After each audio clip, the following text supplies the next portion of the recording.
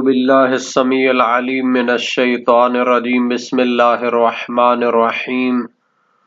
ربنا آتنا فی الدنیا حسنۃ وفی الآخرۃ حسنۃ وقنا عذاب النار۔ عزیز طلبہ السلام علیکم ورحمۃ اللہ وبرکاتہ۔ شرح المدوم کتاب صوم درس نمبر 94 میں مبتلات کے ارتکاب سے کفارہ اور قضا واجب ہونے کا حکم بیان کیا جائے گا۔ مبتلات کے ارتکاب سے کفارہ اور قضا واجب ہونے کے بارے میں گفتگو ہو رہی ہے۔ کفارہ کے متعلق شہید اول کی عبارت کا بیان آئے گا، شہید ثانی کی تحقیق اور تجزیہ اور تحلیل پیش کی جائے گی۔ کفارہ کے ساتھ قضا واجب ہونے کا حکم بھی ذکر ہوگا، مذکورہ احکام کی ادلہ اور احادیث بھی ذکر ہوں گی، متعلقہ علمی فوائد اور تحقیقات بھی ذکر کی جائیں گی۔ مبتلات کے ارتکاب کرنے سے کفارہ اور قضا واجب ہوتی ہے۔ اس حوالے سے فرماتے ہیں کہ اگر عمدن اور جان بوجھ کر اپنے ارادہ اور اختیار کے ذریعے انسان ان 7 مبتلات میں سے کسی کا ارتکاب کرتا ہے تو پھر اس کا روزہ باطل ہو جاتا ہے اور اس پر قضا اور کفارہ بھی واجب ہوتا ہے۔ اس میں ہے کہ صوم متعین اور واجب اگر ہو، اس کو توڑا ہو تو اس پر جو ہے قضا اور کفارہ واجب ہوگا۔ اگر روزہ مستحب ہو، اس کو باطل کیا ہو تو کفارہ واجب نہیں ہوتا۔ اسی طرح روزہ واجب جس کا وقت معین نہ ہو، جیسے ناظر مطلق کا روزہ ہوتا ہے بغیر اس کی تعین کے اس کا کس دن رکھنا ہے روزہ، تو پھر اس کو توڑنے سے بھی کفارہ واجب نہیں ہوتا۔ اسی طرح یعنی ایسا روزہ کہ جس کا کفارہ معین نہیں ہوتا تو اس کو بھی توڑنے سے کفارہ وغیرہ واجب نہیں ہوگا۔ تو شہید ثانی نے ان چیزوں کو عبارت سے ذکر کیا ہے، فرماتے ہیں بے قرینۃ المقام، یعنی مقام کے قرینے سے، چونکہ وہ ماہ رمضان اور واجب معین روزے کی بحث کر رہے ہیں۔ اگر جان بوجھ کر اس نے اپنے روزے کو باطل کیا ہو تو کفارے کے ساتھ اسے قضا بھی کرنی چاہیے۔ فرمایا فَيُكَفِّرُ مَن لَّمْ يَكُفَّ عَنْ أَحَدِ هَٰذِهِ السَّبْعَةِ اخْتِيارًا فِي صَوْمٍ وَاجِبٍ مُتَعَيَّنٍ أَوْ فِي شَهْرِ رَمَضَانَ مَعَ وُجُوبِهِ بِقَرِينَةِ الْمَقَامِ۔ پس کفارہ ادا کرے گا وہ شخص کہ جو ان 7 مبتلات میں سے کسی ایک سے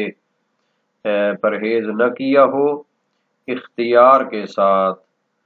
یعنی جان بوجھ کر اگر اس نے ان 7 میں سے کسی ایک کا ارتکاب کیا ہو، فی صوم واجب متعین، اور روزہ واجب کے جو متعین اور مضیق ہے، جیسے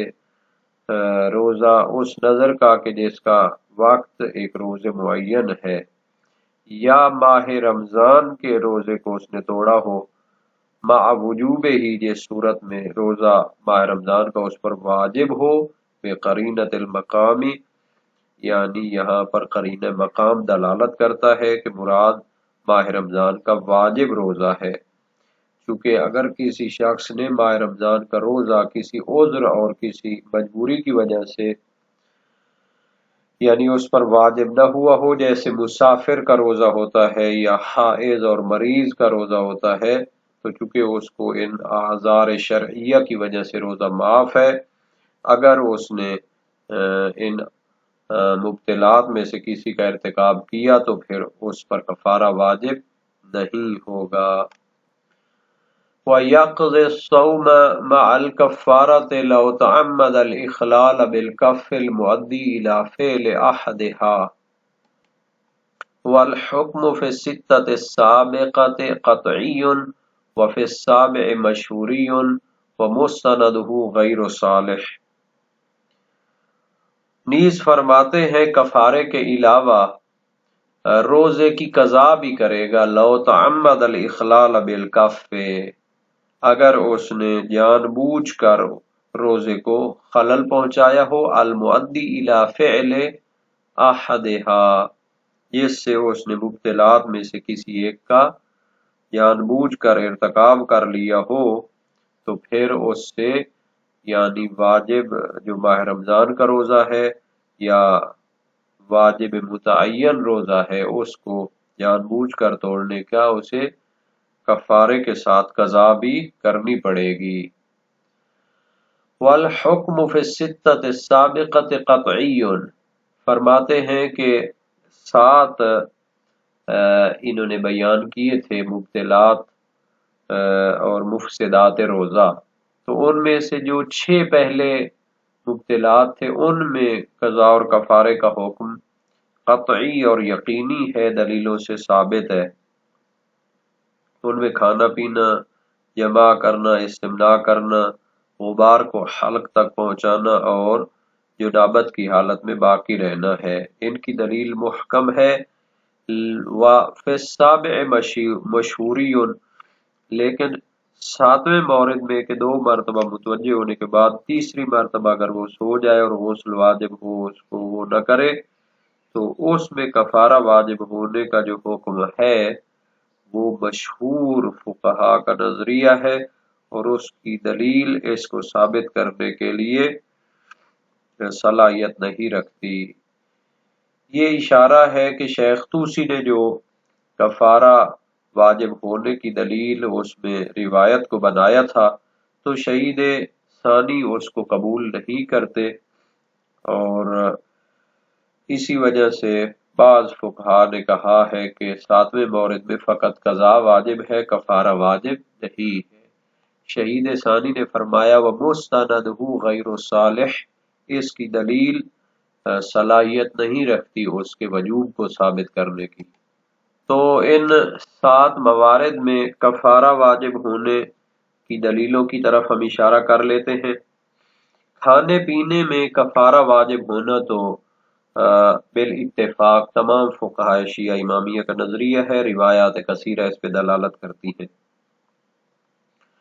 صحیح عبداللہ ابن سنان ہے امام صادق علیہ السلام سے، فی رجل افطر من شہر رمضان متعمدا یوما واحدا من غیر عذر، قال یعتق نسمتا او یصوم شہرین متتابعین او یطعم 60 مسکینا۔ ایک شخص نے جان بوجھ کر ماہ رمضان کا ایک روزہ جو ہے توڑ دیا بغیر کسی عذر شرعی کے۔ امام علیہ السلام نے فرمایا یعتق نسمتا، یا تو غلام آزاد کرے، یا 2 مسلسل مہینے روزہ رکھے، یا 60 مسکینوں کو کھانا کھلائے۔ مسائل الشیعہ باب 8 ابواب ما یمسک عنہ الصائم۔ جماع اور استمناء کے ذریعے روزہ ماہ رمضان کا اور واجب متعین توڑنے سے کفارہ واجب ہوتا ہے۔ صحیح عبد الرحمن ابن الحجاج ہے، سألت ابا عبداللہ علیہ السلام عن الرجل یعبث بأہلہ فی شہر رمضان حتی یمنی، قال علیہ السلام علیہ من الکفارۃ مثل ما علی الذی یجامع۔ اس شخص کے بارے میں سوال کیا جو ماہ رمضان میں اپنے اہل و عیال کے ساتھ چھیڑ چھاڑ یا کھیل کود کرتا ہے حتیٰ کہ منی خارج کرتا ہے، تو امام نے فرمایا اس پر اسی طرح کفارہ ہے جو شخص ہم بستری کرتا ہے۔ وسائل الشیعہ باب 4 ابواب ما یمسک عنہ الصائم میں یہ حدیث معتبرہ موجود ہے، اور اس طرح کی اور روایات بھی موجود ہیں۔ ایصال غبار غلیظ، تو یعنی غبار غلیظ کو حلق تک پہنچاتا ہے، اس سے روزہ باطل ہو جانا اور اس سے کفارہ واجب ہونا۔ تو اس کے بارے میں خبر مروزی موجود ہے، جس میں ہے کہ میں نے امام سے سنا او کنس بیتا فدخل فی انفہ وحلقہ غبار فعلیہ صوم شہرین متتابعین، اگر وہ گھر کی صفائی کرتا ہے اور غبار اس کی ناک یا حلق میں داخل ہو جاتا ہے، وہ 2 مسلسل مہینے روزہ رکھے گا فإن ذلك له مفطر مثل الاکل والشرب والنکاح، یہ اس کے لیے اسی طرح مبتل ہے جس طرح کھانا پینا اور ہم بستری کرنا مبتل ہوتا ہے۔ وسائل الشیعہ باب 22 ابواب ما یمسک عنہ الصائم میں یہ حدیث موجود ہے۔ تعمد البقاء علی الجنابہ، تو روایات موجود ہے کہ اگر وہ جان بوجھ کر جنابت کی حالت میں صبح کرتا ہے اور غسل نہیں کرتا تو پھر اس پر کفارہ واجب ہے۔ موثق ہے ابو بصیر ہے امام صادق علیہ السلام سے، فی رجل اجنب فی شہر رمضان باللیل ثم ترک الغسل متعمدا حتى اصبح قال علیہ السلام یعتق رقبہ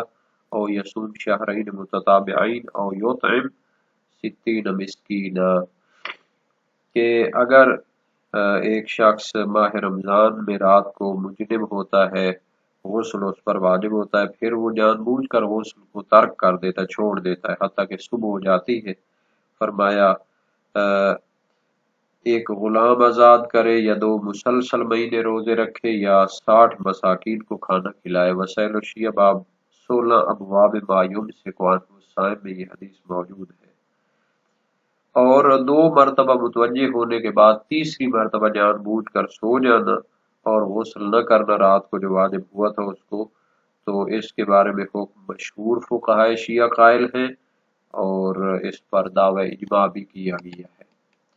لیکن اس کی معتبر دلیل نہیں ہے۔ شہید ثانی نے فرمایا تھا ادھر کہ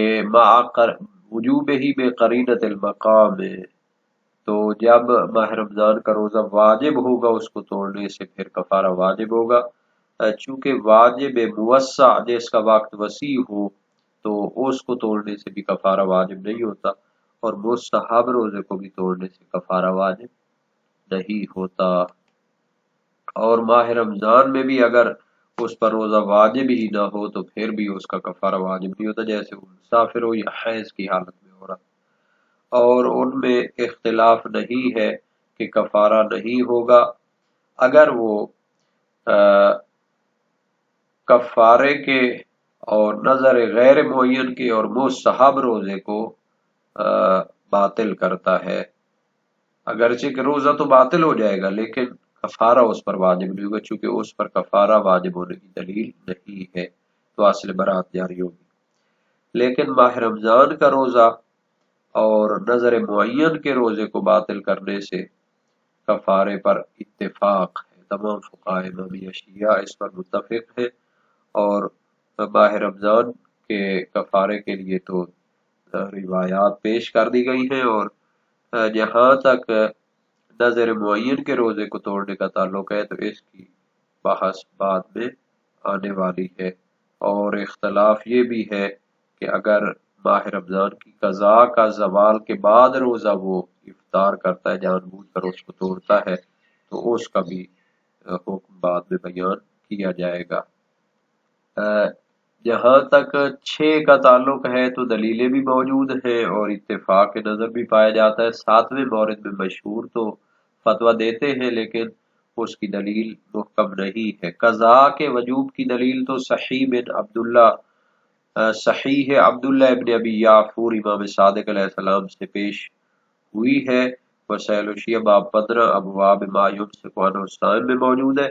لیکن کفارہ واجب ہونے کے بارے میں شیخ توسی اور شیخ مفید ابن حمزہ ابن زورہ حلبی حلی ابن ادریس حلی اور علامہ حلی شہید اول اور محقق ثانی اس کے قائل ہیں، لیکن غنیت النزوع اور وسیلہ میں اس پر اجماع کا دعویٰ بھی کیا گیا ہے، لیکن دعوی اجماع جو ہے وہ مجازفہ ہے، یعنی اس کی محکم دلیل نہیں ہے، چونکہ محقق حلی نے شرائع الاسلام میں اس میں تردد کیا ہے، اور معتبر میں انہوں نے کفارہ واجب نہ ہونے کا یقین کیا ہے، اور علامہ حلی نے منتہی المطلب میں ان کی پیروی کی ہے۔ تو جب اتنے جلیل القدر علماء اس میں مخالفت فرما رہے ہیں تو دعوی اجماع پر اعتماد کرنا مشکل ہوگا، اور قضا ہی اس کی کافی ہوگی۔ تو اس میں کھانے پینے کے جدید مسائل پر بھی فوکس رکھنا چاہیے کہ کھانا پینا جو عادی طریقے سے ہو اس کے بارے میں بحث ہوتی ہے۔ ناک میں یا آنکھ میں یا کان میں دوائی وغیرہ ڈالنے سے روزہ باطل نہیں ہوتا۔ اسی طرح جو طاقت کے انجیکشن ہوتے ہیں ان کے علاوہ جو دوائی کے عنوان سے انجیکشن وغیرہ ہوں گے ان کی بھی اجازت دیتے ہیں، اور ان مبتلات میں خدا و پیغمبر اور ائمہ معصومین پر جھوٹ بولنے کو بھی ذکر نہیں کیا گیا۔ اور اسی طرح ایک مشہور مبتل ہوتا ہے، بعض توضیحات وغیرہ میں آتا ہے کہ روزے کی حالت میں سر کو پانی میں ڈبونا، یعنی غسل ارتماسی کے طریقے سے اگر سر کو پانی میں ڈبوتا ہے تو اس کے بارے میں بھی بحث ہو سکتی ہے، لیکن شہیدین نے ان کو ابھی تک ذکر نہیں کیا۔